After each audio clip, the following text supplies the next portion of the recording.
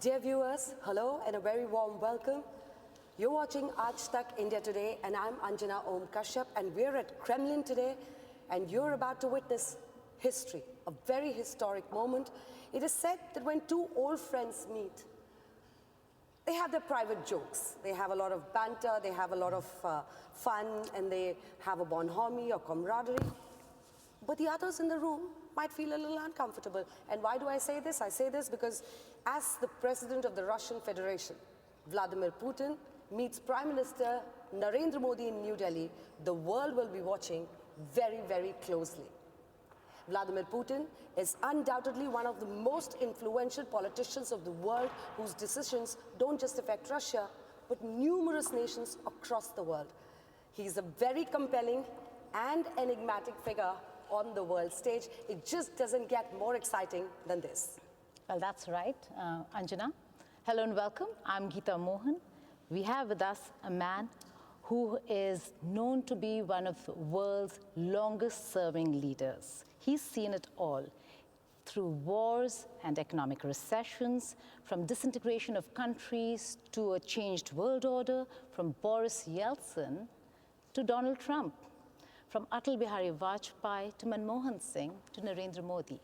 He's seen the world change right in front of him, and he's taken Russia through very turbulent times and yet has cemented his position as a force to reckon with. Thank you so much, President, for doing this with us. You're in conversation with India Today and Aaj Tak. That's the President of the Russian Federation for you. Thank you so much, sir, for joining us on our network. How are you doing?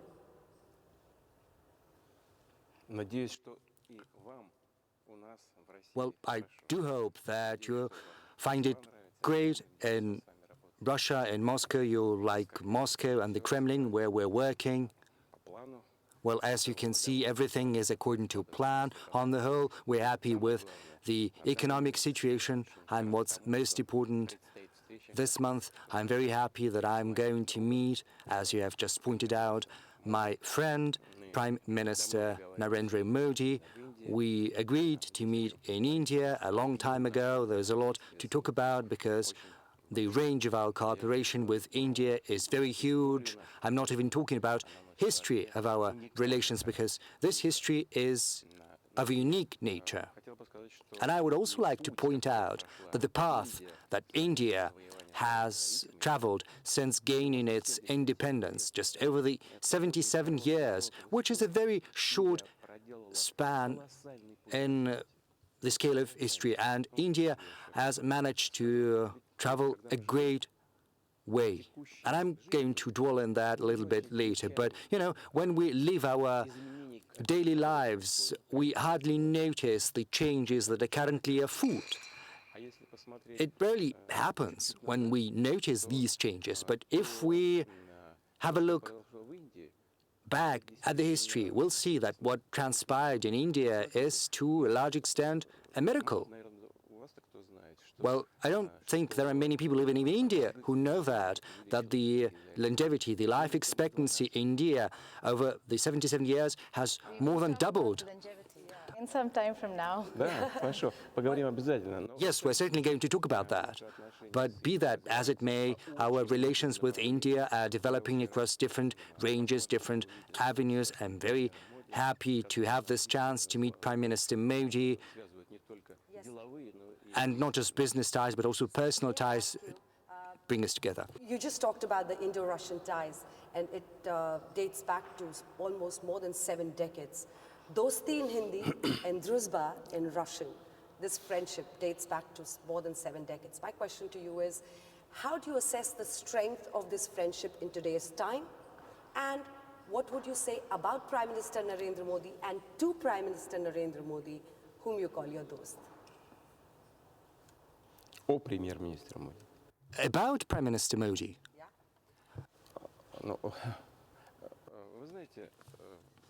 Well, you know, the world is changing rapidly, and these changes are getting even faster, and everyone sees that very well. The world configuration is shifting, new poles of power are appearing, the configuration of forces across the world is shifting as well. And amid these conditions, it is very important to ensure stability between great nations. This stability is imperative because it creates a foundation, a solid basis for steady development, both bilaterally and globally. So in that sense, what we're doing together with Prime Minister Modi is of great significance, which goes beyond our bilateral relations. Moreover, when it touches directly upon our ties. And the thing is, the stability in certain spheres of cooperation is very important because this is the guarantee that we will achieve the goals that we have set before ourselves. And Prime Minister Modi has set before himself, before the government, before the country, enormous goals. Well, let's take Make in India, his great idea. It has practical manifestations even in our bilateral ties. When we meet, he says, let's do this, let's do that, in this field, in that field, let's have a look at this and at that. And I'll be happy to name these fields. So there are many practical avenues of cooperation between us. The next question, one little small, very interesting question, because when you met Prime Minister Narendra Modi in SCO, and there was this picture and video of you and him going in a car, and we're showing it to our viewers right now. You were traveling in a car with him. Was it pre-planned, or how did it go about? How did it happen, and what did you discuss in the car? Well, we were talking about just the current agenda. It was not pre-planned. We just went outside into the street, and my car was there, and I suggested that we should get together just, as a sign of friendship, of comradeship. There's nothing no complicated orchestration, just as friends. We got together in one car and we spoke. Along the road, there was always something to talk about. And, we had a conversation. We even sat in the car for quite some time. And then I said, yes, we should go because they're waiting for us. But there's nothing special about that. It just testifies to the fact that there's a lot we have to talk about. And these topics are of importance to us. Right. President Sir, the fact that you're going to go to India, you just said that both leaders are going to cement the guarantees that you give each other. What are the kind of announcements that we can expect? We've heard about technology transfer, we've heard about trade enhancement. What are the solid announcements during this visit? And I ask you this is because the world, and you know who I mean, would be watching.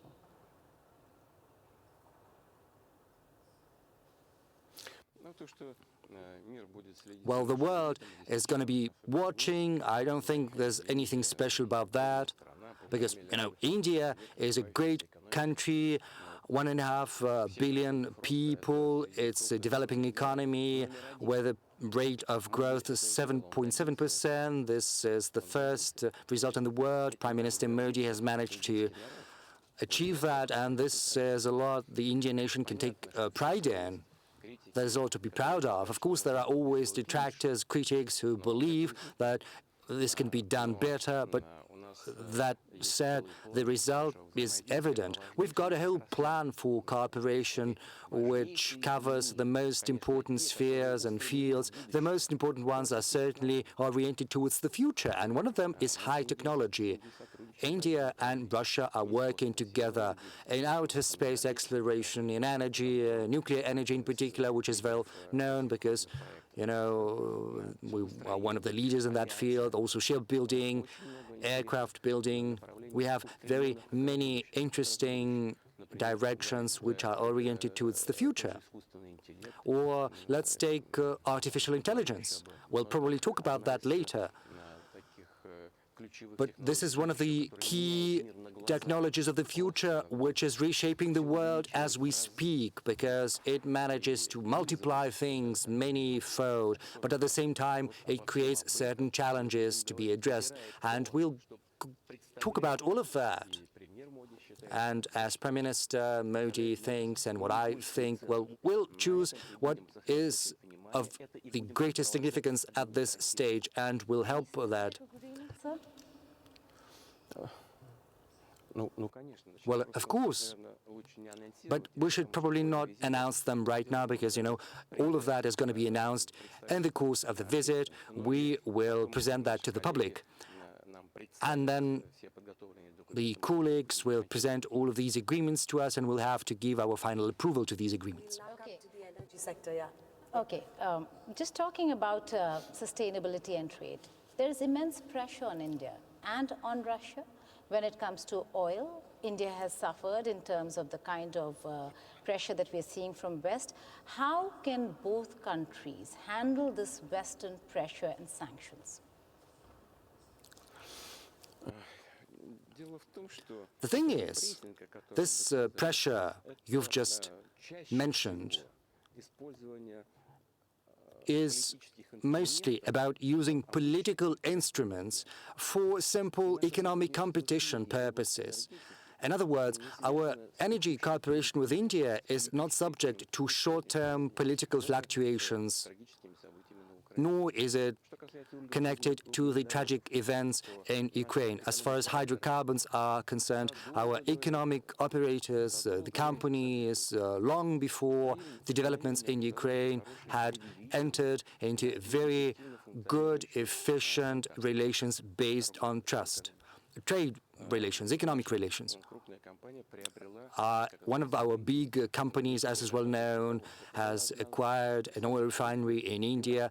It was one of the biggest foreign investment into the Indian economy, to the tune of more than $20 billion US. Our company is developing this refinery, working with its partners quite successfully too, year in, year out.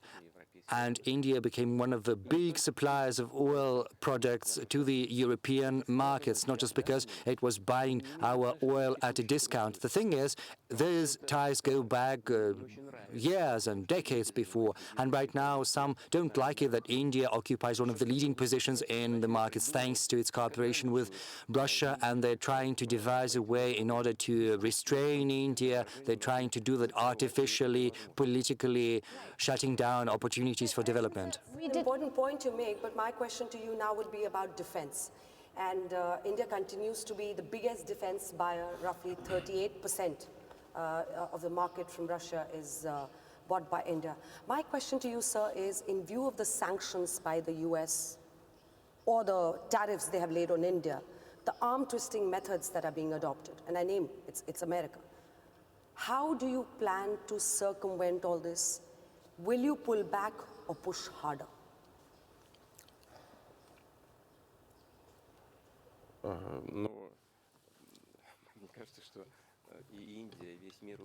Well, I think both the world and India have seen that one cannot talk to India the way they used to talk to it 77 years ago. India is a great power, not an English or British colony, and everyone will have to take that into account. And moreover, the head of the Indian government, Prime Minister Modi, is not one to give in to pressure.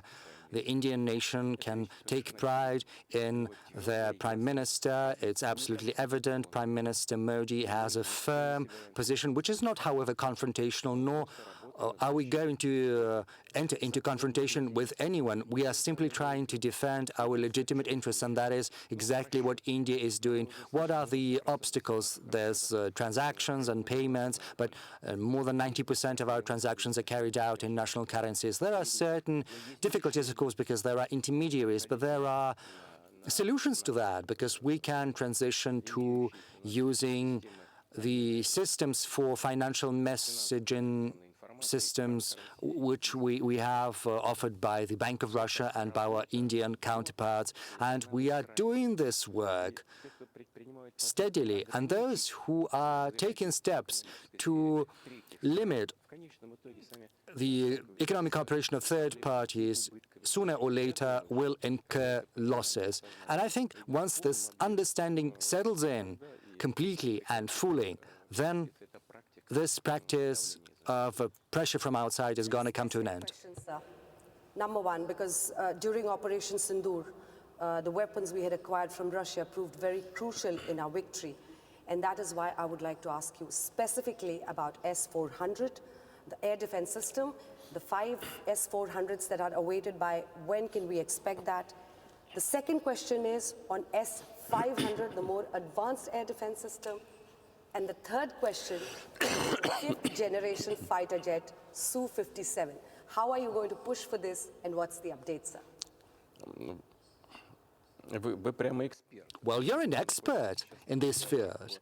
It's as if we were at the negotiating table on military and technical cooperation. But, you know, if we look a substantive look at that, then I will tell you that India is one of our reliable partners with whom we have the greatest level of trust. We are not simply selling things to India. India is not simply buying things in defense. The thing is, this relation with India is of a different nature, of a different character, and of a different level, and this is something we cherish, just as India cherishes that. We are not simply selling, we're also sharing technology. And this is a very rare case in military and technological cooperation, which attests to the high level of trust between our two countries.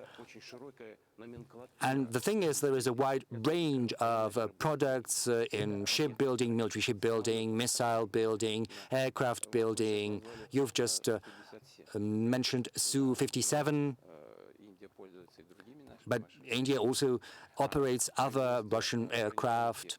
Or let's remember the production of armored vehicles like T-90 tanks produced by India, and this is one of the best tanks. And there was also the BrahMos missiles, which we managed to manufacture together with India and which are being manufactured in Indian production opportunities. So make in India by... Well, yes, Kalashnikov, this is also an important weapon, of course, but we are talking about high technology, even cutting-edge technology, if I go as far as to say that. And given the use of certain types of weaponry in combat, their value has increased manifold. And right now, Indian military experts understand full well, given their contacts with the Russian military, what and in what conditions is most efficient, what has to be employed and used and where and in what fashion. And this is of paramount importance for our military and for the experts. And there's this understanding both on the Russian side and on the Indian side. I have to go back to your oil question, because you spoke about strategic autonomy, which is what India has been talking about. Strategic autonomy, decide for India's interests. But has India reduced Russian intake of oil after pressure from the West?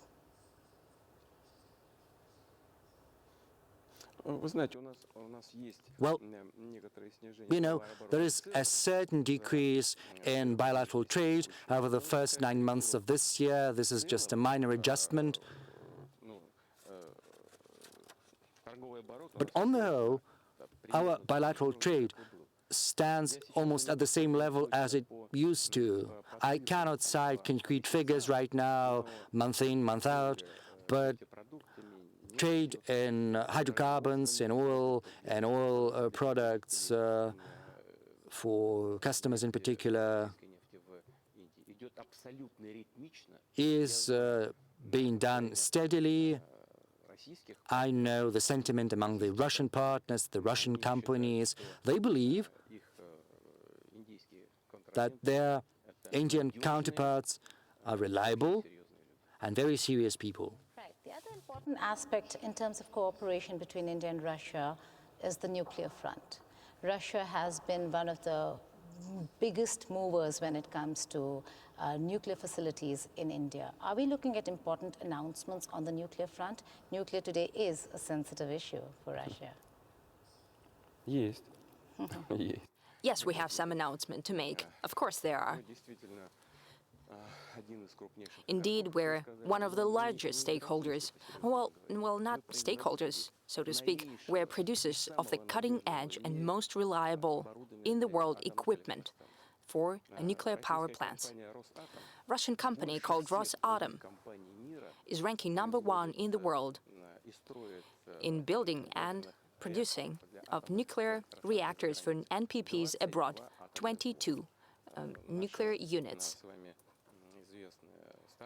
The famous nuclear power plant, Kudam-Kulam, is one of the leaders in this regard. These are large units. They're working effectively. And I can repeat myself that they have proven to be very useful. There are news in terms of what you've been asking. What are these news? The news means that possibly Russia is possibly one of the countries, the only country in the world that is capable of producing and produces small power plants, SMRs. They are already in use in Russia. And actually, we can produce them as a land-based option and a sea option, a floating option. This is a very good possibility. For certain areas, it can be used very efficiently when there is no need to build a major power plant. And later, bring transmission lines from the generation facility to the consumer. And you can put such SMRs in hard-to-reach areas. You can put small plants there. That's a lot of collaboration and cooperation. We're talking about made in India, make with Russia. How do you think President Trump is going to react to all of this? You know, neither I nor Prime Minister Modi, though we experience certain external pressure, have never, and I would like to highlight, I would like you to hear this, we've never built our work, our joint work, against anyone. President Trump has his own policy, his own tasks, and we're solving our own issues, not against someone, but for us, ensuring the interests of India and Russia. But we're not hurting anyone with our cooperation. I think that leaders of other countries should appreciate that. With regard to Mr. Donald Trump, my second question is also about him, because recently he also went on to say that if you're buying oil from Russia, you're the one about India, you're the one who's funding the Russia-Ukraine war. How would you characterize Mr. Donald Trump, the President of the United States of America? You know, I never give characteristics to my colleagues. Even to those colleagues, to counterparts who I used to work before, especially for the incumbent heads of states. And such evaluation should be given by the citizens who have voted for the leader during the election campaign. As for the purchasing of energy from Russia on behalf of India, I would like to highlight that, and I've said it before publicly. The U.S. continued to buy the nuclear fuel from us for their NPPs. That is also fuel, energy. This is uranium for nuclear power plants that are functioning in the U.S. That means that if the U.S. has the right to purchase fuel from us, why India should be deprived of such a right? That is a matter to be studied closely, and we're prepared to discuss that and debate that with President Trump as well. But you're being very kind. You're saying you do not characterize Trump, but he certainly does to you. Having said that, he has weaponized tariffs, and he's weaponized it against India. Right now you're engaged, but it's a blow hot, blow cold for India. How do you think the two countries should be handling Donald Trump and the U.S. administration?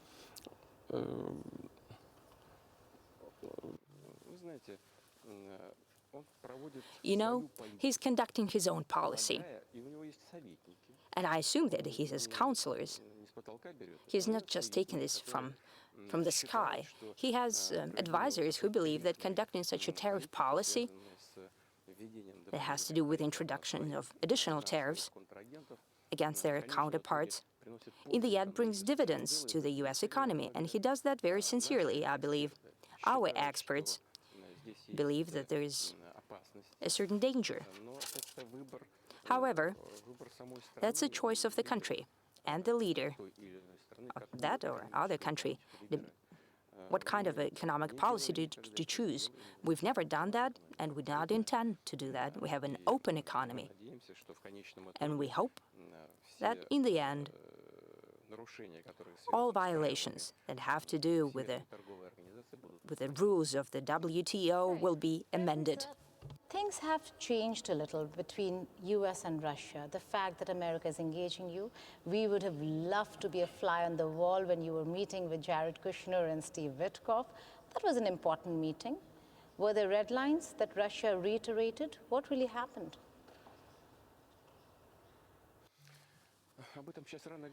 It's premature to talk about that. I don't think it would be interesting for you to be a fly on the wall. It lasted for 5 hours. I got bored with it too. But it was necessary. For 5 hours. Да. Mr. Witkoff Yes. and Mr. Kushner. Да, а я один. Yes, and I was alone. Imagine that? What a disgrace. Но если говорить серьезно, But if we speak on a more serious note, it was a very useful meeting. то, что нам привезли, Because the fact that our US colleagues brought us, было основано так или иначе brought with them, на наших it was based договоренностях. more or less on our agreements Встречи с президентом before my meeting with President Trump мы in так или Alaska. иначе говорили об этих вопросах. In this way or another, we've discussed these issues during the meeting in Anchorage. But the fact that they brought to us today, we haven't seen that before, so that meant we had to go item by item. That is why it took so much time. Therefore, Нужная была it was a necessary conversation, was very specific, very meaningful. Okay, can I ask this question this way, sir? Was there a certain specific point where you disagreed? Was there a specific point of disagreement where the 2 versus 1 was just not going forward? Да. Yes, there are issues that there was disagreement. We've discussed it. Сложная работа. This is complex work, a complex mission that President Trump has taken upon himself. Indeed, I say it without any irony, because achieving Пришли к that both conflicting parties come to a consensus, that's a complex task. президент Трамп действительно, Indeed, я в этом уверен, and I'm sure that President Trump sincerely is trying to do that. Therefore, we went item by item. I repeat that. говорили о том, что да, это Somewhere we said that, yes, that is to be discussed. This we cannot agree with. That was the discussion. That was the manner we talked about. But saying specifically не подходит, what does not suit us or с чем мы or могли what we согласиться, could live with, I think it's premature at this point, because this can simply disrupt that manner of work that President Trump is trying to organize. What they're doing right now is shuttle diplomacy. They've talked to the representatives of Ukraine. Now they've talked to the Europeans. Then they travel to us. Later they have a meeting with the Ukrainians and Europeans again. I think they need to engage in this work and not stand in the way. So you're saying the 28-point peace proposal is now not on the table, but there were leaked conversations. It is on the table. We are discussing it. они разбили эти They simply broken down these 28 and later 27 points into 4 packages. предложили нам обсуждать. And they suggested we discuss 4 packages, but in essence, these are the same 27 points. I understand how it's going forward, sir. But what happened in Alaska? You met President Trump, and it was all about the peace deal, right? What happened? Did anything come out of it? Did you actually see a clear and sincere intent? Да. Yes, it was indeed so. Ощущение, We had a feeling, and even more than a feeling. сомнений нет. I had no doubt that President Trump has sincere desire. Well, let's not talk about what's the cause of it, but Продиктовано это what dictated this sincere desire, but it is there, in place for sure. президента The United States and President Trump, свое. indeed, they have their own understanding of why it needs to end, and as soon as possible. Говоря по гуманитарному, Incidentally, humanitarian issues, считаю искренне, что I firmly believe that один из this is побудительных мотивов one of the causes, президента Трампа, one of the reasons behind the President Trump's behavior on that, because he always is saying that, and I'm sure it's sincere, that he wants to minimize the losses. полагаю, что исходит из том числе And I'm sure that he also has humanitarian notions about that. But there are other ideas, both political and economic. я думаю, что США стремятся And I'm sure that the US к поиску are trying to find a solution. Right, he has spoken about intentions. You're right about that. You know, he's claimed to have ended wars. He's been claiming, much to India's disappointment, that he brought about or brokered a ceasefire between India and Pakistan. And now he's looking at Russia, Ukraine, he's looking at Israel. Do you really think Trump is a peacemaker? Well, in case that of the situation in Ukraine, for sure. Yes, I can repeat once again, I'm positive. I have no doubt that he sincerely strives to find a peaceful solution. And I can highlight once again, the United States might have different reasonings for it, both humanitarian notions, personally for President Trump, because indeed he would like to the end of hostilities and loss of life. But he could have political interests as well for the end of standoff between Russia and Ukraine, and economic reasons as well, incidentally, in energy sphere, for example, and in other spheres as well. There are many dimensions where restoring of economic relations between the United States and Russia would benefit both countries, both Russia and the United States. He has shown me some letters. I will not be talking in detail about that, but some letters from major U.S. companies to us. Really? Yes. Letters that there are U.S. companies that they exist and they are prepared to come back when all issues have been lifted and want to do that, and please don't forget about them. On paper. Well, there is nothing so surprising. Why are you so surprised? Many want to come back to Russia. The Indian government are also telling us, why should we leave? For Trump to make the bidding, to come with companies, letters from companies, that's a different ballgame altogether. I mean, to do the bidding. No, you misunderstood me. We have letters from American companies. We already have letters from the U.S. companies that have been sent to us.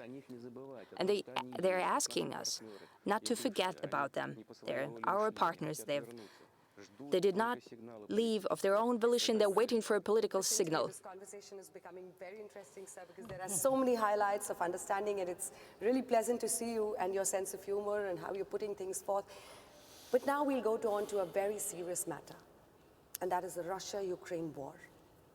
So what, in your view, would constitute a victory for Russia in the Russia-Ukraine war?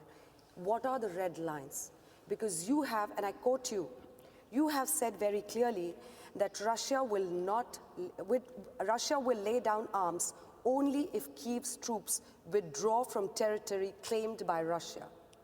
Which parts would that be?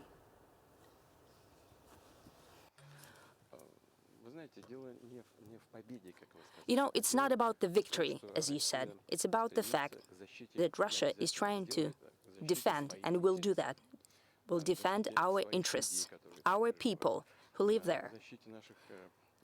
The defense and protection of our values, traditional values, the Russian language, and so on. And the defense of religion, of faith that has been there for centuries on those territories. You know that the Russian Orthodox Church in Ukraine is basically banned. There are requisition in churches and people thrown out of temples. I'm not even talking about the ban on the Russian language. That is the comprehensive set of issues. I'd like to remind you once again, we were not the ones who started the war. The West connived at Ukraine and organized the coup d'etat in Ukraine, later followed by the events in Crimea and later in the southeast of Ukraine, then Ukraine, Donbass. It's not being discussed. For 8 years, 8 long years, we've been trying to solve that issues through peaceful means. We've signed peaceful settlements, the Minsk agreements, in the hope that it will be possible to use the peaceful means to settle the issue. Later, we learned that the Western leaders, who said that publicly. They've never intended to fulfill the Minsk agreements, and they've signed them only to give a chance to arm Ukraine and to continue the armed fight against us. So we were forced, after 8 years of this killing of people who live in Donbass. And no one is remembering that in the West. We were forced to recognize the republics first, and second, we had to provide support to them. And our special military operation is not the beginning of the war. It's an attempt to end it, to end the war that the West has started against us at the hands of Ukrainian nationalists. That is what's happening in reality. That is the crux of the matter. And we'll end this war when we decide that we have achieved the goals that we have set before the beginning of the special military operation. We'll liberate the territories. What is the end game for Vladimir Putin in Ukraine? Well, I've just said it. We have recognized, listen, for 8 years we did not recognize the self-declared republics. For 8 years they have declared their independence, and we were trying to build relations between the rest of Ukraine and these republics. When we understood that it's impossible, that they're simply being destroyed, we were forced to recognize them, and not simply recognize them as their partial territory, but within the administrative borders, when they existed back in the Soviet times. And later, during the times of the independent Ukraine, after it gained independence, in the administrative limits, lines, and so the people, the voters, came to the referendum and voted for everyone to withdraw troops from there and not to conduct any armed actions there. But they preferred to wage war. And now it all came to a head, and it all comes to one thing. Either we do that through military action, we'll liberate the territories, or the Ukrainian troops will withdraw and leave these territories and stop killing people there. Before we move to the other one, just one last question, sir. March 8, 2014, during the annexation of Crimea, you were addressing the Federation Council, and you said, Kyiv is the mother of all Russian cities. What did you mean? You know, I've never invented anything. That was the historic saying. The Russian state was initially built from different centers. The first capital, according to the historical data, was situated around the Novgorod city in the northwest. Later, the statehood moved to the city of Veliki Novgorod, later to Kiev. That was the ancient Rus. And since then, Kiev was called the mother of Russian cities.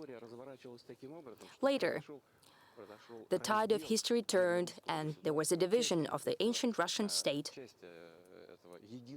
The part of a single ancient Russian state started to develop with a center in Moscow, and a different part of it landed with other countries. For example, the part with Kiev and some other lands. These lands were first a part, well, they formed a state with Lithuania, later united with Poland. It was a part of the Polish state. So that part of ancient Russian state ended in Poland, and in the 17th century wanted to go back to Russia. The fact that, you're mentioning the history, and it brings me to what I did when the conflict was underway. I had traveled to Donetsk, I traveled to Luhansk, Zaporizhia, Kherson, and most of the people over there are Russian speaking. They speak Russian language. They were very disappointed with Kyiv that it was banned in eastern Ukraine. But they were also a little shocked that how is Putin doing this to us? We are his people. A lot of women I spoke to were in shock. So what do you have to say to people in eastern Ukraine who actually have families in Russia, who on a daily basis move from Ukraine to Russia? So what do you have to say to them? Well, I didn't quite catch the question. What were you shocked by? The That they were shocked that there was an operation that happened and their homes were destroyed because they lived in eastern Ukraine and they have love for Russia and the Russian people and they're Russian speaking themselves. Да, ответ очень простой. The answer is very simple. The thing is, they were living in that part of Ukraine and Luhansk or Donetsk Republic that had been under control of the Kiev authorities. But that part of Donetsk or Luhansk region, they had been destroyed by the Kiev regime that were not under their control. And because of that destruction, we had to give our support to those parts of Donetsk and Luhansk that declared their independence. We gave a chance to people to speak their mind during the referendum, and those who wanted to be with Russia, they voted in favor, and those who were against that, they could have easily left to other parts of the Ukrainian state. We didn't prevent them from doing that. What do you make of President Zelensky? He was promised NATO. The European Union promised him EU. Nothing really happened. Was NATO ever on the table for Ukraine?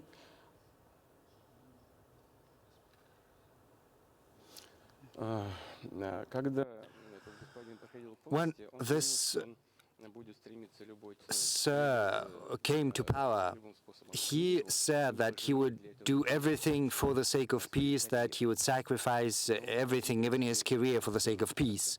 But as you can see in hindsight, it all looks different.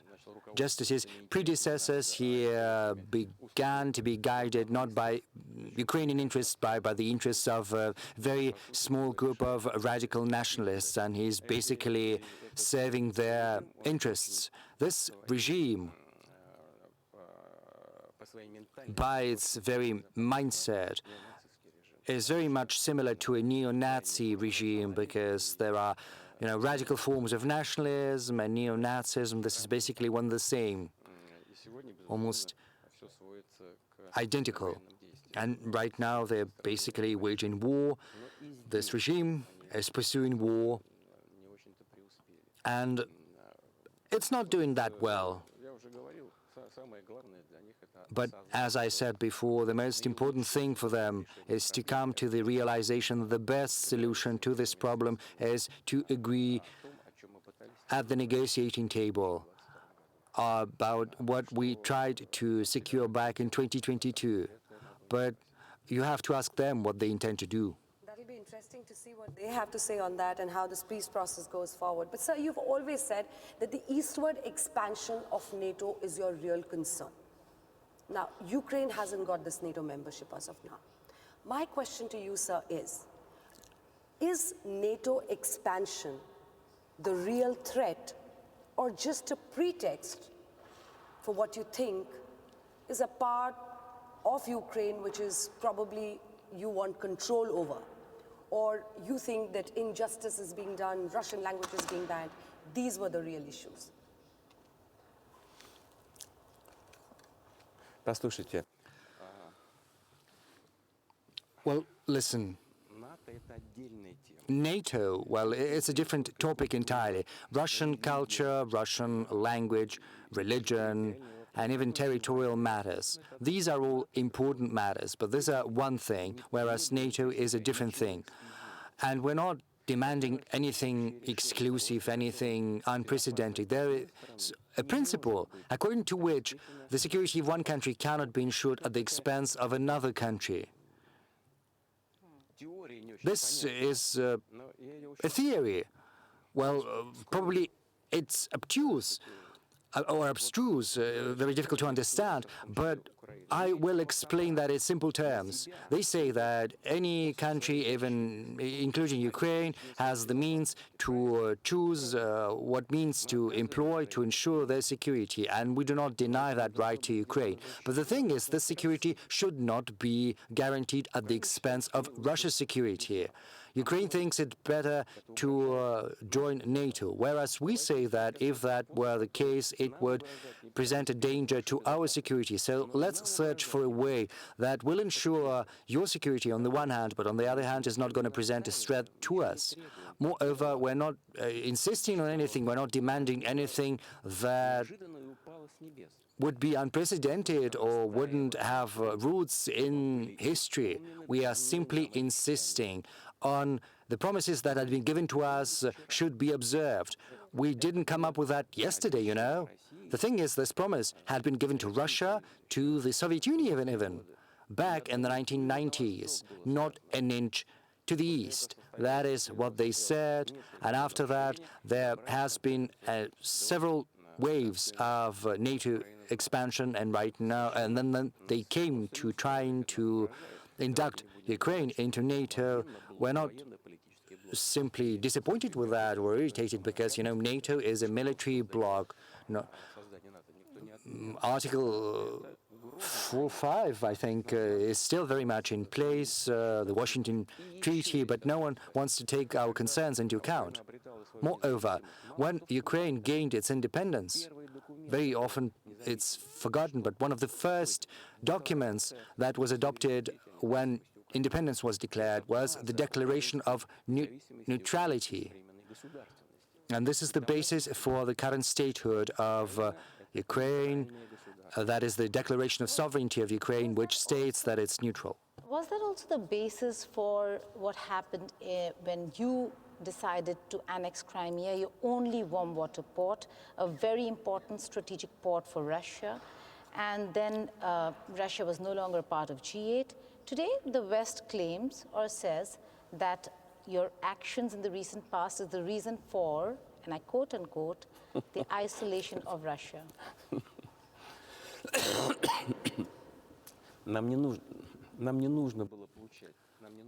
Well, you know, we didn't have to get that important port because this port had already belonged to us, basically. Our navy, under treaty with Ukraine, had been stationed at this port in Sevastopol. These are just the facts. After the collapse of the Soviet Union, our navy was still stationed there. Of course, it was important, but you know, the thing is, we didn't annex Crimea, and I would like to underline that. We simply came to help those people who didn't want their future to have anything to do with the people who orchestrated the coup d'etat in Kiev. These people in Crimea said, yes, these nationalists had conducted a coup d'etat in Kiev. Had we been consulted? Well, yes, we ended up, they said, as part of independent Ukraine after the collapse of the Soviet Union. These were just historical facts, very well. But we believe that it's a democratic state. And if a coup d'etat happens in a democratic state and the consequences of that coup unknown, we don't want to live like that. That's the reasoning of the people in Crimea. And there was a threat, not just of pressure, but also that Crimeans would be persecuted, and Russia came to their assistance. And if someone thinks otherwise, thinks that Russia is gonna act in another fashion, then they are very much mistaken. We will always protect our interests. Can I just ask one brief question before we move on to the other part? Do you want to go back to being a part of the G8? Because that's a lot, there are a lot of reports on that. So is that something that Russia is looking at? Нет. No. That's an interesting answer, sir. You're very clear about that. Да. Well, yes. Дело вот в чем. Дело в The thing is, том, что я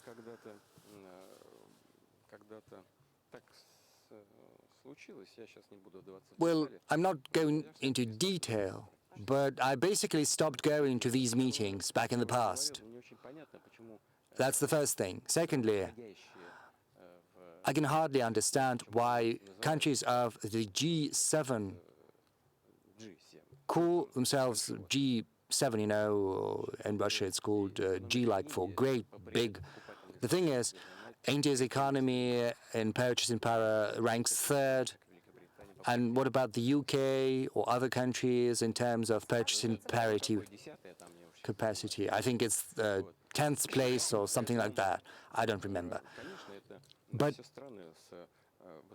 Yes, these countries have a high-tech economy with a very solid foundation, which is still very much there, even though their share and the world economy is shrinking year in, year out, inexorably. And the trend is there, and it's going to persist, apparently. Well, let's put it mildly. I think this is going to happen due to the erroneous policy pursued by the authorities of many of these countries. Let's have a look at the recession in Germany. It's very much there for the third year in a row. France is in a very difficult spot right now on the brink of recession, and the same applies to other leading European economies. But that said, the G7 is still an important platform. They are working on something, discussing things, making some decisions. Good health to them and all the best. But, you know, at a certain point in time, I simply stopped going to these meetings. And it was not due to developments in Ukraine. These were due to other events, other developments. I'm not going to go into detail right now. And, you know, we informed our American counterparts on that and on. You informed them in this meeting, during this meeting. Yes, this meeting in particular. With Mr. Witkov. Yes, we mentioned this topic. That's a very important aspect to it. But you have visited China. Think? Well, I don't think that is that important. But if you think so. Okay, sir. So coming back to, no, I just want to put it in perspective before we go ahead. So you're just telling us that in your recent meeting with Mr. Witkov, it was offered to you that you could make it back to G8, and you categorically said that you are not interested. Okay, sir. No, this topic simply came up. You know, I explained it to Mr. Witkov why I had stopped visiting G8 meetings in the past. Well, there was no proposal. No proposal came, but we simply broached the subject. And I remembered that point in time when I stopped coming. That was back in 2012, after the presidential elections in the Russian Federation. Then I came at a certain point in time, and then I didn't. Well, it's a platform. Okay, very well, let it work further. But, you know, other big associations are coming up, like BRICS, the SCO, and the G20 is still active, and we are participating in all of these formats. We don't have any objections against all of that. But, you know, let's have a look at another aspect. What is the current state of affairs in relations between Russia and the EU? They're not normal. So imagine I go to the G8. How am I supposed to be talking to the members of the G8 if they don't want to talk to me? What am I supposed to do there? Well, we'll probably talk about that later. You just made, number one, you're saying that countries like India, whose growth rate is far exceeding a lot of European countries, need to just calm down and understand how things are moving. The other thing you say is that organizations like probably G7 are losing their relevance, and what do I do there if they don't want to talk to me? But the third thing also you mentioned is BRICS. Now my question to you, sir, is there a new world order falling in place? Because you're not going to G7, but you just visited China, and you're about to visit India. Russia, India, China, RIC, BRICS, SCO, Global South. What do you see as the new power center in the multipolar world?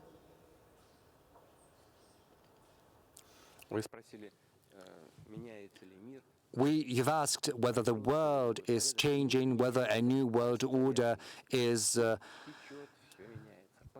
know, in the stage of configuration. Well, the thing is, the world is constantly changing.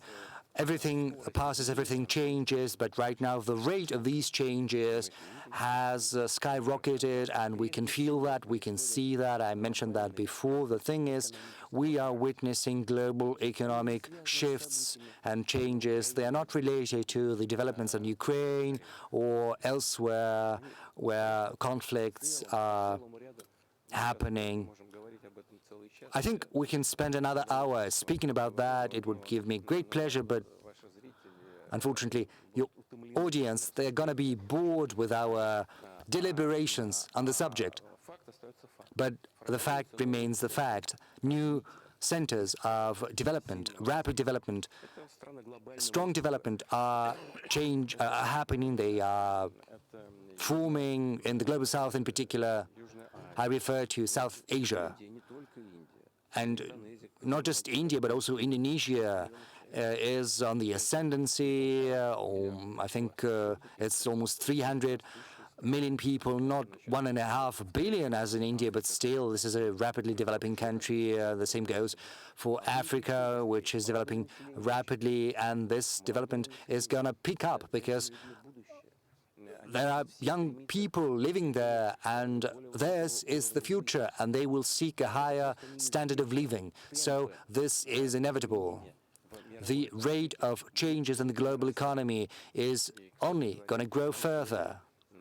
Incidentally, we often hear that recently Russia is readjusting, recalibrating its ties with the global south or with Asia. Well, far be it from me to say that. We've been doing that since 2000s. President, sir, this picture actually ruffled a lot of feathers across the world. The Russia and the Vladimir China. Putin, Xi Jinping, and Narendra Modi. 3 nation heads together. And people were going all over social media and America. But even if we look at that picture, President Sir, how do you have these alternative blocs and how can they become a real force if there are fundamental unresolved issues between key member states in that bloc?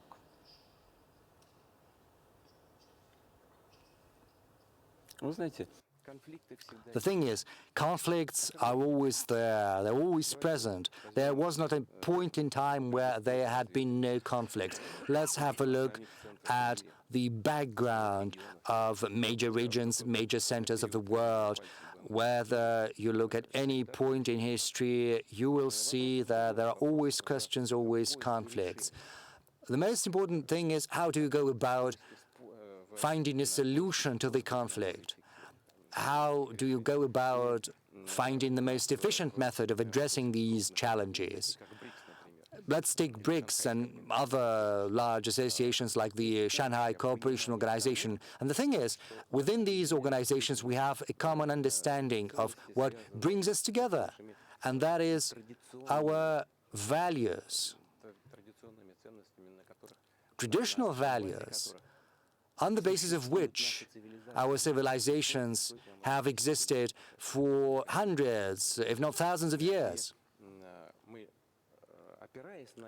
And based upon these values handed over to us from previous generations, we're trying to advance and move forward, bringing our efforts together rather than trying to repress these opportunities. And when you pull efforts together, then the end result is based on synergy, and it turns out to be unprecedentedly good, unprecedentedly impressive. And this is what we are prioritizing within these associations and organizations. There was not a single time when we got together to find a way of trying to dupe someone or preventing someone's development. Our agenda is always of a positive nature. And I think this is important. Okay, so that's an important answer, but are there alternatives? Because the biggest thing when you have these blocks is how do you make it economically viable? Are we looking at alternative payment systems? Is there going to be a BRICS currency? Or are we looking at alternative payments in terms of national currencies? Rupee, ruble. Moving towards de-dollarization, basically. вы знаете, никуда не надо спешить. Well, there is no need for haste. И тогда не будешь And if there is no hurry, then you will avoid many grave mistakes. Let's have a look at Europe. They created the Euro system, and they involved in that Eurozone several countries that were economically unprepared for a single currency. Hence, problems with regulating a number of issues related to social system. You know, you cannot simply work with the national currency because there is one single currency, hence problems with the budget. We do not have this goal of building a single currency in BRICS at this stage and point. This has to be done very carefully, prudently. And we need to use national currencies. We need to use wider the capacity of the new development bank of BRICS. For example, we've proposed to create a new investment platform that would use electronic payments with a minimum capital of $100 billion to begin with, in order to create conditions for joint investment, both in our economy and in economies of the developing global south. I assume it could be very interesting because these are investments that could foster the growth in the economies of the recipient countries, and that would also benefit us because together with these countries would produce high-quality products at affordable prices that would help develop the global south countries and our development as well. And such payment tools could multiply the modern means of electronics. For example, electronic payment means electronic money exist, and they develop at a very fast pace. And this work is not aimed against anyone. This is simply fine-tuning of the tools that already exist in the world. And that's it. They're already in place. Blocking the rupee-ruble payment here then.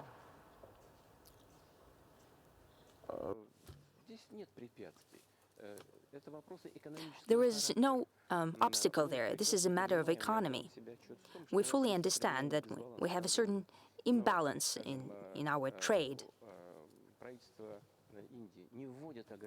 For example, the Indian government are not introducing any roadblocks in our joint trade because they need oil and oil products. The government of India requires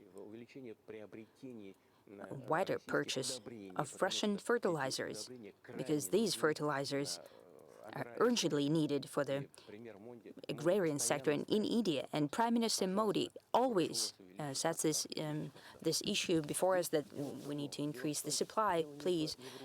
It's not about rupees here or payments, but what could be bought with these rupees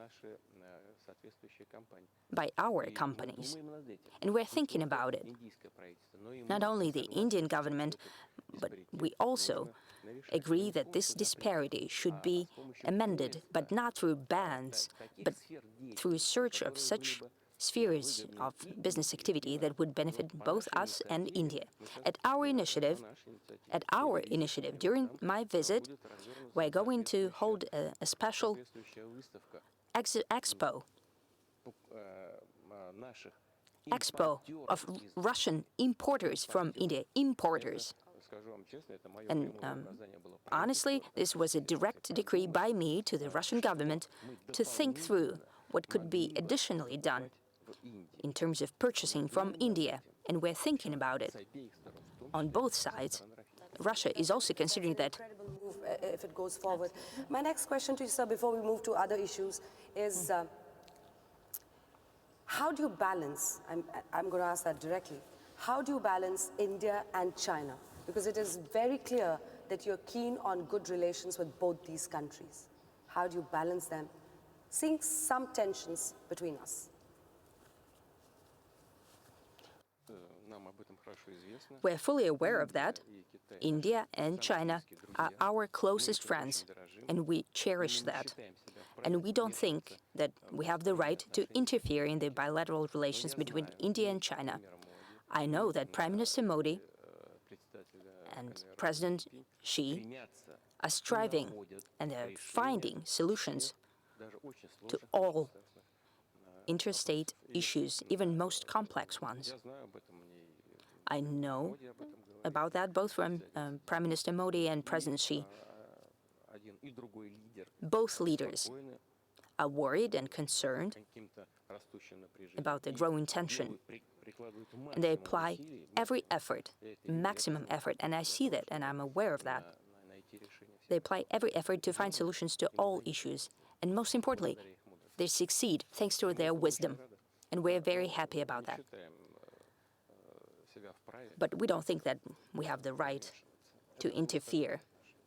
These are bilateral relations. The next important issue with regard to India, sir, is terrorism.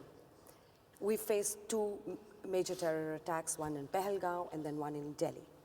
My question to you is that we see a dual ideology on terror in the world from different countries. What is the solution in your eyes? Because Russia has also faced terrorism. India faces it. What, in your eyes, is the solution to your terrorist, my freedom fighter ideology?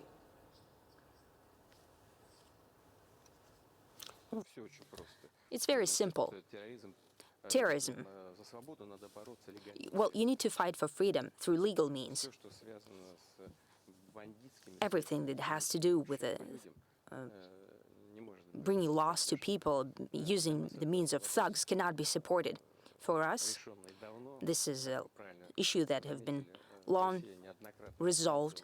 As you've mentioned, Russia has come across this issue during its most modern history with very cruel acts of terrorism. And we're complete allies with India, and we fully support India in its fight against terrorism. Okay. But there's another country in the neighborhood, very important to Russia, important to India, Afghanistan. You are a very rare country to have recognized the Taliban regime. What made you really look at that as a strategic interest to recognize the Taliban at a time when the world is still saying they have not given equal rights to women, where there are still a lot of issues with Afghanistan actually coming to becoming a country that holds women and men equally, and there are many other human rights issues there.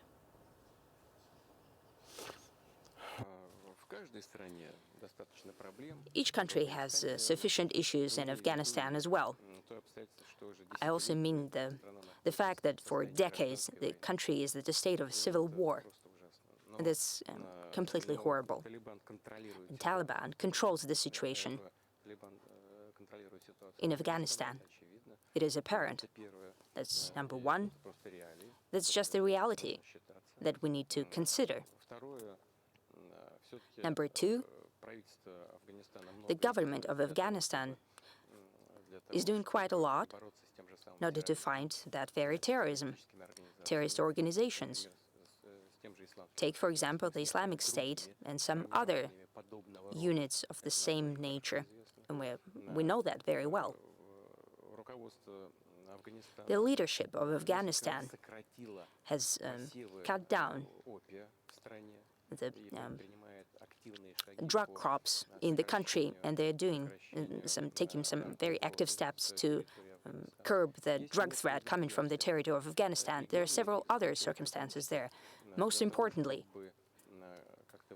is that to have an impact of what's happening, you have to keep in touch. You have to work together, and we've been doing that. There's another flashpoint. The foreign minister of Afghanistan was in India. I'm just sharing a snippet.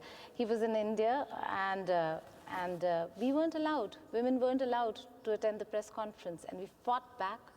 And then he had to hold a press conference with women as part of that entire delegation. Isn't that interesting? I was just sharing it with you. Да. Вот смотрите. Look, if he didn't come to India, you wouldn't have a chance to impact that process. But with that, you have a contact, you keep in touch. The minister traveled out to India, and you responded to what you've seen with your own eyes, what's happening. Is this a lot? Is this little? But still, it's an impact on the situation among your partners. Let's imagine that you have no contact whatsoever. What then? it will just stay the same. And no one, and you in this case, would have an impact, would not express your attitude towards that. And with that, you have an opportunity to do that. To have contact is better than none. Make a very valid point, sir. The other flashpoint is Gaza. And it is now being known that you, sir, Vladimir Putin, have a new peace plan for Gaza. Trump also has one. What is your Gaza peace plan, and what do you propose, sir? We're not proposing any specific plan. We've always assumed that in order to solve the issue of Palestine, the solutions that have been adopted throughout many years by the United Nations need to be implemented. And most important one is to create an independent Palestinian state. That is key to solving all issues. Okay. The other important issue when you talk about Israel and Gaza that Anjana just did is the fact that the Arab world, when it comes to the issue of Gaza and people of Palestine, did not really do as much as your ally, your friend Iran did. How do you look at this entire scenario where this is a changed world order? We never thought that Iran would fight back for Palestinians more than the Arab world. You know, each of these countries is concerned about Palestine and is partial to Palestinian nation, and each and every country is trying to make an effort to settle the situation. Some of the actions are very apparent, or some are public. Some actions remain in the shadows, but it doesn't mean that someone is not doing anything. That's a very complex issue. I mean, for decades it remained unsolved. Therefore, solving it at the flip of your hand overnight, it's impossible. But we need to strive for that, to the creation of a Palestinian state. What was done now by President Trump, naturally, primarily, the return of hostages, of Israeli hostages, and Hamas took this step. I think, frankly speaking, this was the most important thing that was done as part of the latest steps for the settlement in Gaza. I believe it would be correct to maybe think about the possibility of organizing the governance, the authorities, to transfer all of the authorities to the Palestinians. There are such options. They've been discussed both by Arab countries and the neighbors and beyond. It's been discussed in the United States as well, I know. And as part of the United Nations, we've always advocated, we've taken part in this process, and we'll continue to do that with our friends. President Putin, we've discussed a lot of geopolitics. We'll stick to a bit of that in a while, but let's talk about your journey. You're a man from the intelligence community. How would you rate intelligence agencies today? Which one do you think is the best? I'm sure you'll say Russia, but I'm still saying, which one is the second best then? And how does CIA fare?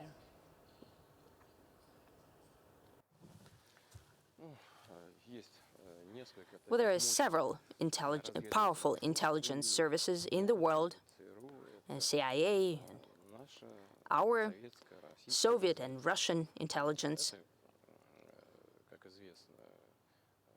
It is well known that a very efficient service is Mossad, Israeli intelligence.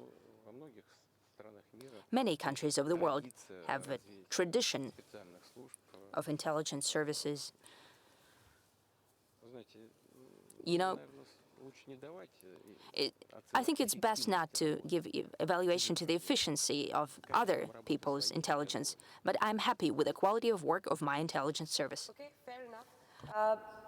So we would like to, because this is a rare opportunity and we get to interact with you, we want to understand what shaped Vladimir Putin.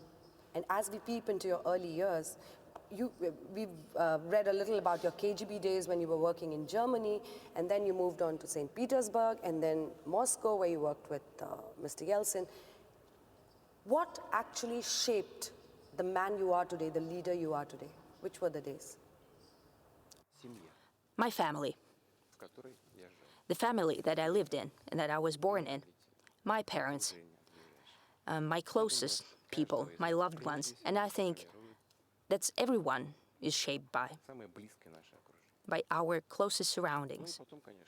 Naturally, the social situation around, the colleagues, and you've noted that working in the intelligence servants, because it has strict discipline, strict ideology that primarily has to do with the defense of the interests of motherland and everything.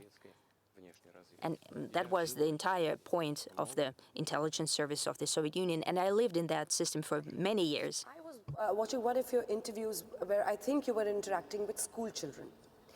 And one of the children asked you, one girl there asked you, what has been the most shattering experience of your life? And you said, the disintegration of USSR. How did that affect you? And what is your vision of Russia?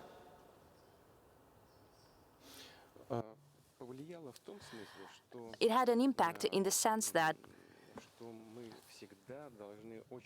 we always need to very carefully look at our every step, and we need to understand the consequences of that. That's number one. Number two, it's very important, not only for the Soviet Union, but it applies more to Russia. You know, what was the conclusion that I came to? Is that Soviet Union, at certain point in time, was in such a state that, and its leadership, and possibly even regular citizens, always believe that it's so big, it's so great that nothing ever, in any circumstance, would happen to it.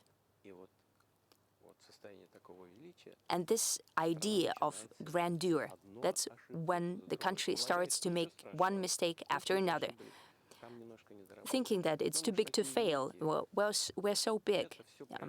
It will all come to pass. We'll survive that mistake and another mistake. But the number of these mistakes snowballs, and it's very hard to manage that. And the same is happening with some other countries today. Are you going to name them? Нет. No. Okay, but we go back to USSR, sir, because you talked about how one mistake was rolling into another. Whom do you hold responsible for this situation? I mean, you're talking about people also who thought that probably it'll never happen with us. There'll never be any disintegration. But I'm sure you must have seen the Gorbachev years. You saw how Yeltsin went on. Whom do you hold responsible? What was the phase in which decisively USSR was disintegrating, breaking up?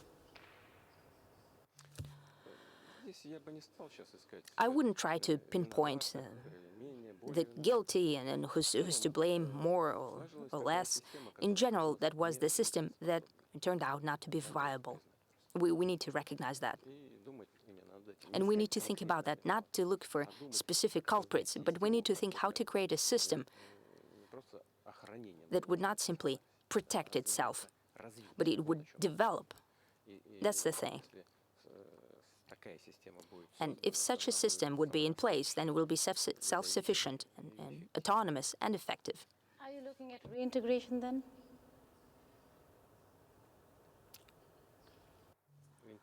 Reintegration of what? Of the Soviet Union? Of the Soviet Union. Нет, нет, конечно.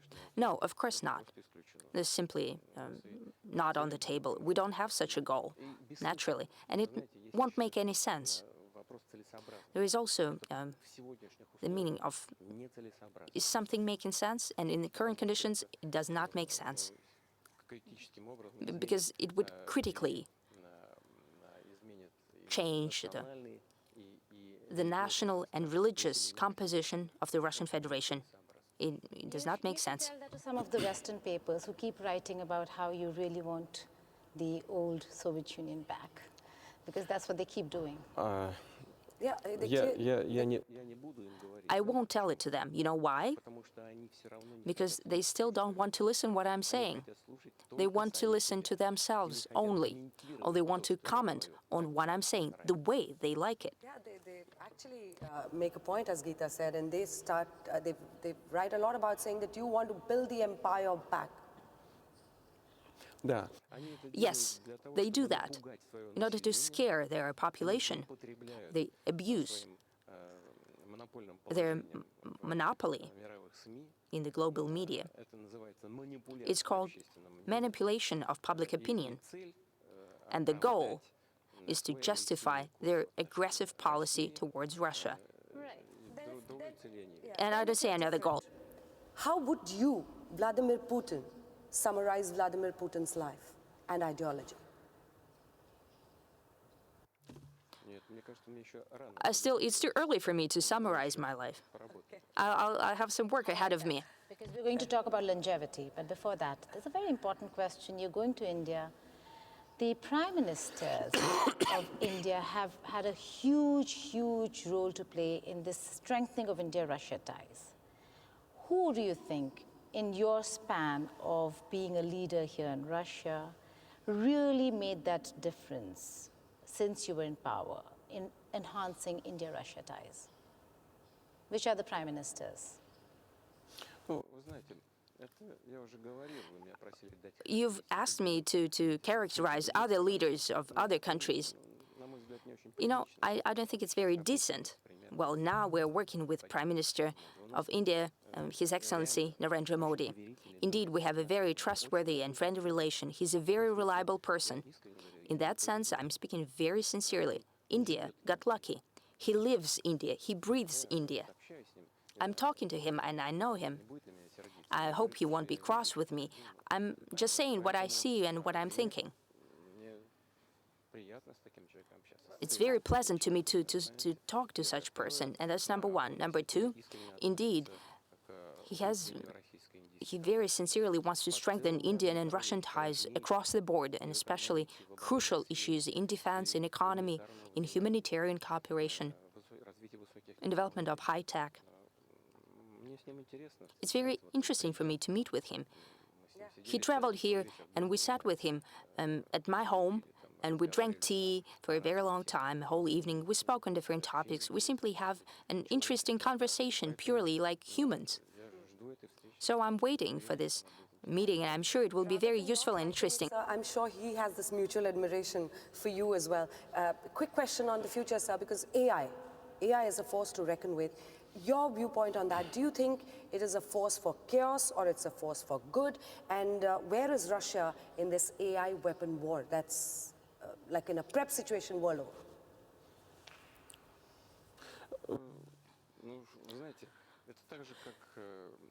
You know, just like any other achievement of progress, this could be both a good and evil.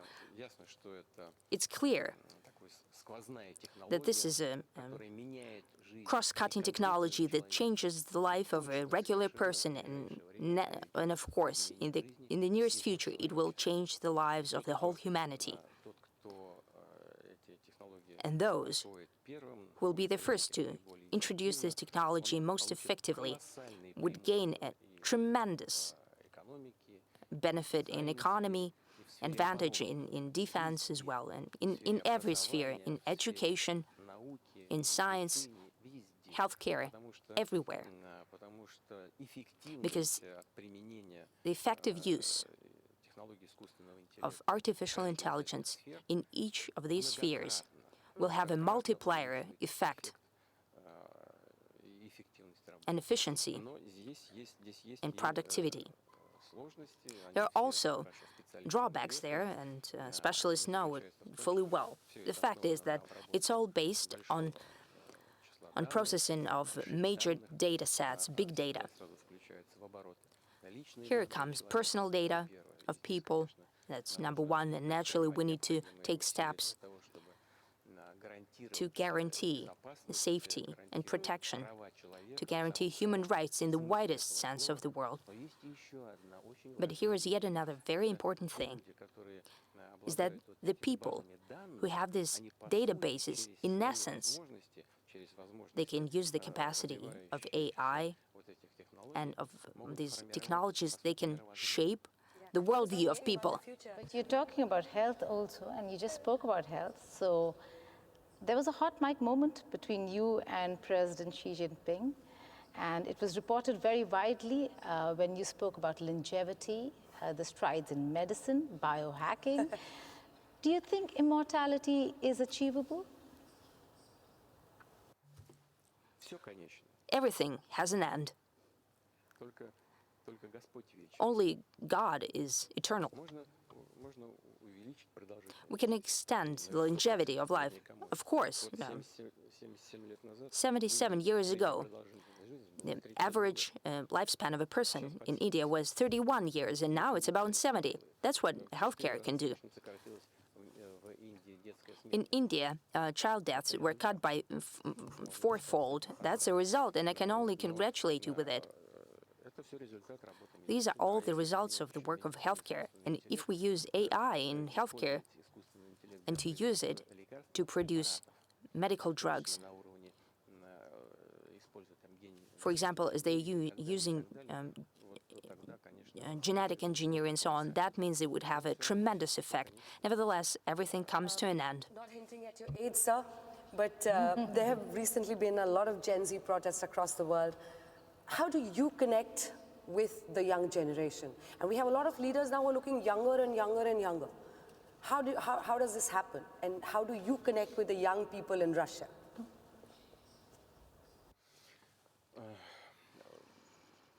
знаете, здесь нет You know, ничего нового. there is nothing new here. Ведь и у нас в литературе, в искусстве In literature and in art, вот это this topic of contradiction людей старого поколения, of the older generation and the younger generation of fathers and sons in our classic literature, these images have always existed.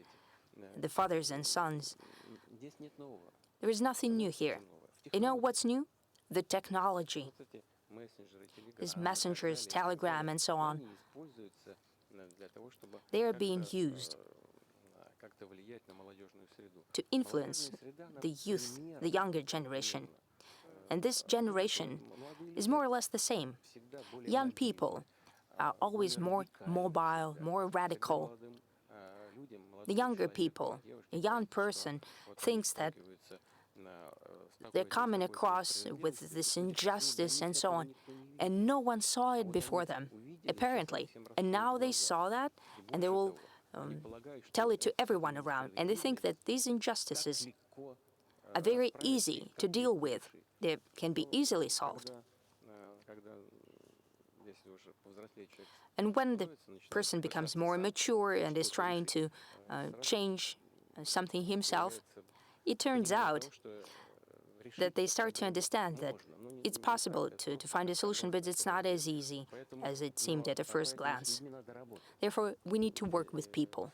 нельзя говорить, что вы We can't just say that you're just young, you don't understand anything, you're just sitting there in your homes, and it can't be like that. You need to always keep in touch with young people and to use their tools, their теми же современными средствами means of bringing information to them, to use feedback in social networks and so on, in social media. You need to work there, and I'm sure that you're partly doing that. I'd like to wish you every success. We could have gone on for another hour or so, but we're reaching the fag end of our interaction with you. You just mentioned religion a while ago and the Orthodox Church, a very important aspect. I've traveled to Moscow a few times now, and every time you come here during Christmas, it is unbelievably lit. It's unbelievable to see how beautiful Moscow as a city looks. Anjana's first time. So she was surprised. It's better than any European city. But religion does play a very important role now. How do you see spirituality when it comes to the morality question in leadership, the Russian society, and for you personally?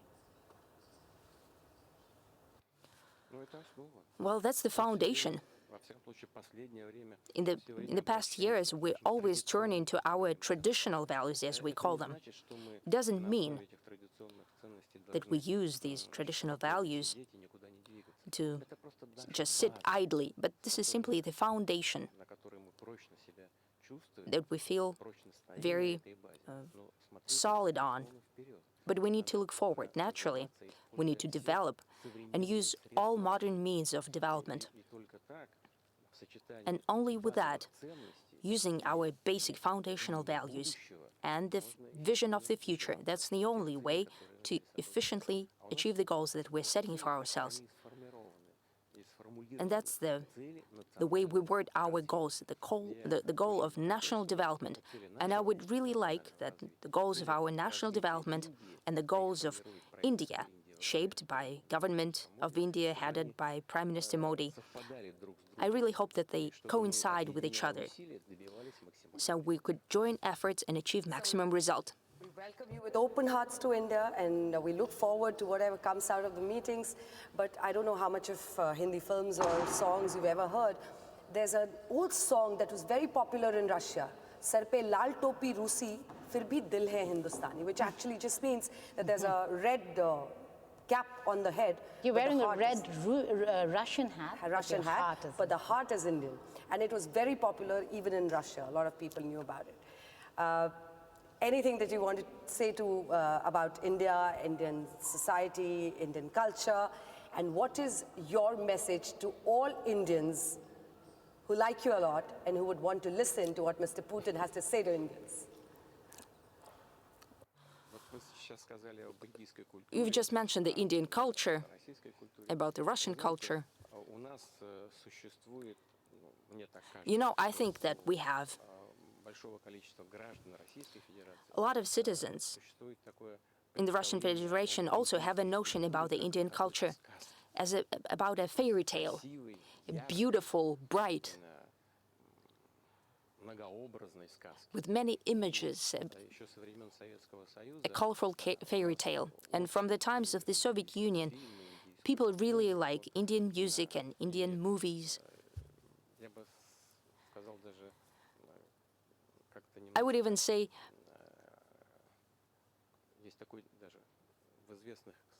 well, certain parts of Russian community make a cult of the Indian culture, and I like that very much, because I think that it's called from heart to heart,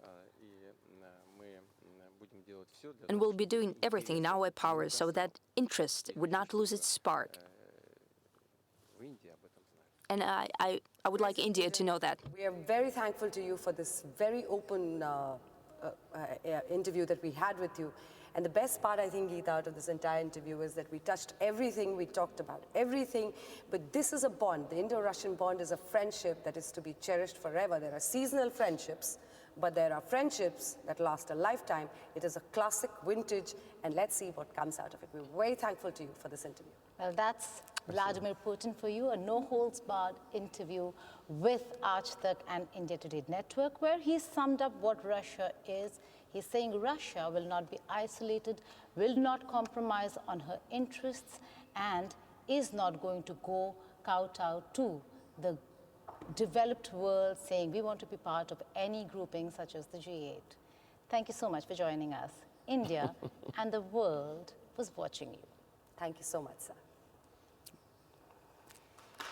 Спасибо вам. Thank you.